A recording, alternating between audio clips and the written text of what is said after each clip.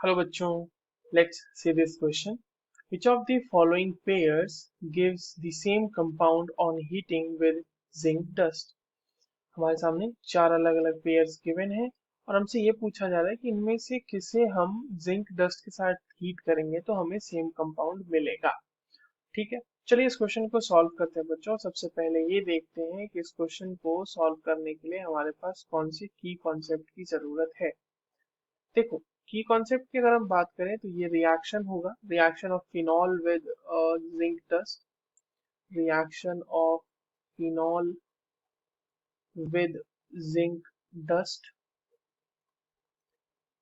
देखिए, फिनॉल जो होता है ना, फिनॉल जब जिंक डस्ट के साथ रिएक्शन करता है, लेट्स से ये हमारे पास फिनॉल है, ठीक है, और हमने इसका रिएक्शन करा दिया जिंक डस्ट के साथ, तो ये कन्वर्ट कर देगा इसको, सॉरी, यहाँ पे इस तरह से कन्वर्ट कर देगा इसको बेंजीन में। ठीक है, तो हम ये देख पा रहे हैं कि यहाँ पे अगर हम जो फिनॉल है उसका रिएक्शन करा देते हैं जिंक डस्ट के साथ, तो हमारे पास बेंजीन मिल जा रहा है डायरेक्टली, राइट। और साथ में हमारे पास इसके साथ साथ मिलेगा ZnO। ये होता है नॉर्मल एलिफेटिक अल्कोहल जो है वो जिंक के साथ इस तरह का कोई रिएक्शन देते नहीं है। ऑल्दो जिंक के प्रेजेंस में उनके साथ रिएक्शंस हो सकते हैं, but for that we need some other kind of reagents along with zinc. But simple reduction process ऐसा कोई देखने को नहीं मिलता है।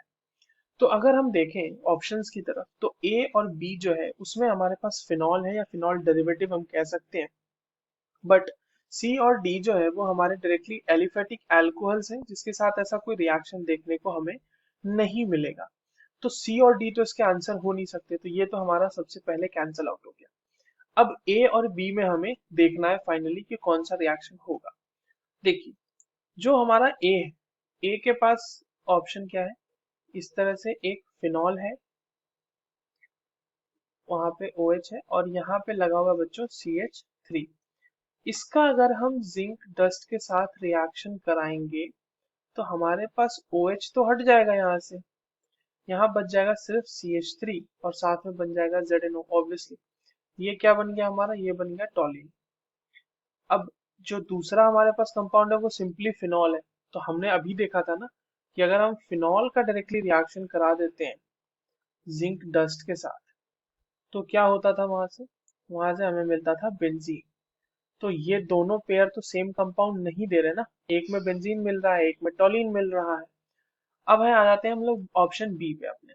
ऑप्शन बी में देखिए क्या है, ऑप्शन बी में एक OH है, CHO ग्रुप उसके साथ लगा हुआ है, तो ये है हमारे पास OH ग्रुप, साथ साथ लगा हुआ है CHO ग्रुप, इसका करा रहे हैं जिंक डस्ट के साथ रिएक्शन।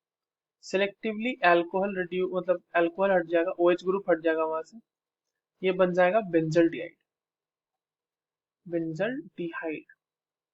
और जो हमारा दूसरा कंपाउंड है, यहाँ पे OH है, यहाँ पे CHO ग्रुप है, अगेन इसका रिएक्शन जिंक डस्ट के साथ कराएंगे, OH हट जाएगा, बच जाएगा सिर्फ CHO, ये भी बेंजल डिहाइड ही है।